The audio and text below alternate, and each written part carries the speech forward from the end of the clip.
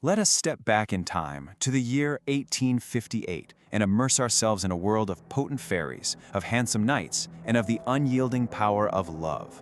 This is the tale of Young and Handsome, an exploration of beauty, of the true weight of constancy, and of the terrible trials designed to break them both. Our story begins, as so many do, with a contest of wills. We're introduced to a potent fairy, one who believed herself entirely immune to love, but she soon finds herself challenged by a force even she cannot possibly resist. As the text so elegantly puts it, the little god was more potent than the fairy. Her heart is captured by a handsome knight, and from their union, the most powerful kingdom in the world is forged. But you see, time can be a cruel adversary, even for a queen. As the years passed and the fairy queen aged, her husband's love began to fade, his eyes turning to the younger beauties of the court. Tormented by a terrible jealousy and having borne only one daughter, she focused all her affection, all her power on the princess, a child endowed with every imaginable grace. The author wants us to see every perfect detail. We're told her hair is the most beautiful black in the world. Her mouth, described as small and exquisitely formed, holds teeth of a surprising whiteness. But it's her eyes, black, sparkling, and deeply expressive, that hold the real power. Her gaze alone, we are told, is enough to awaken love, a truly formidable and perhaps a dangerous gift. And so, what gift does a mother who has lost love due to fading beauty decide to bestow upon her only child? Well, it's the one thing she herself desires most. She uses all of her science, all of her magic, to create a spell that freezes her daughter in time, forever 16, forever young and handsome. After her husband's death, the fairy queen retreats from the world, leaving her daughter to rule a court of endless pleasure.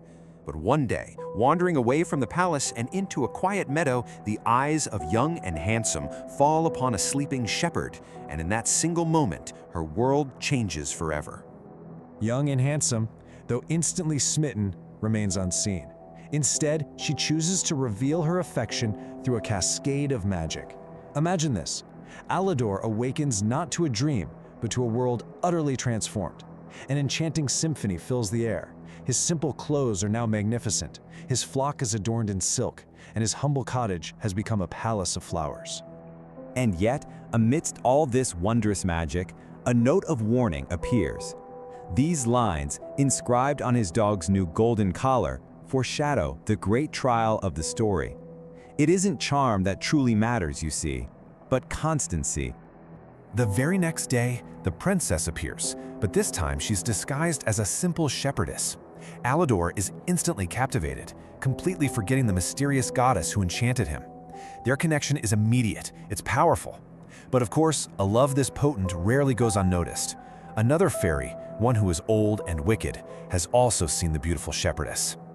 And here we have it. Alador's love faces its first true test. That night, an invisible Cupid presents him with two miniatures. One promises happiness with a perfect unknown beauty. The other, the portrait of a shepherdess, carries a fatal warning. And yet Alador does not hesitate for a second. He chooses the shepherdess, declaring that without her, there can be no happiness at all. His devotion now proven, Young and Handsome at last reveals her true nature. She is the unseen goddess, the enchanting fairy, and the humble shepherdess all in one. She offers him everything, a promise of eternal happiness secured by one single fragile condition, his unwavering faithfulness.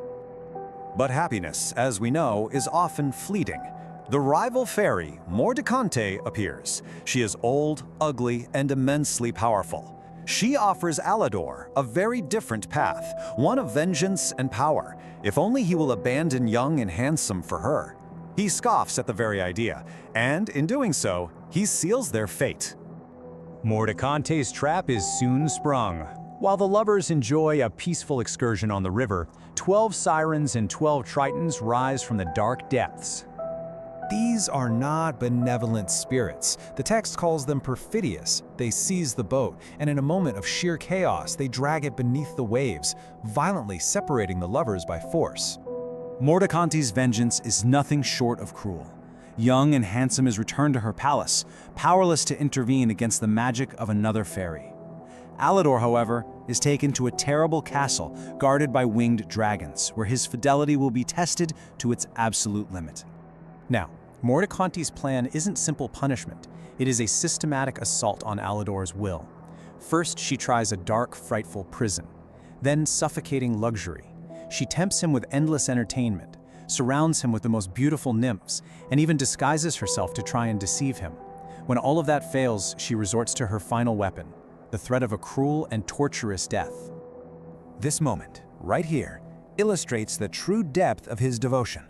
Faced with his own death, Alador feels no fear, no regret, for a life deprived of young and handsome is a life that's already become insupportable. He calmly awaits his doom, his constancy utterly unshaken.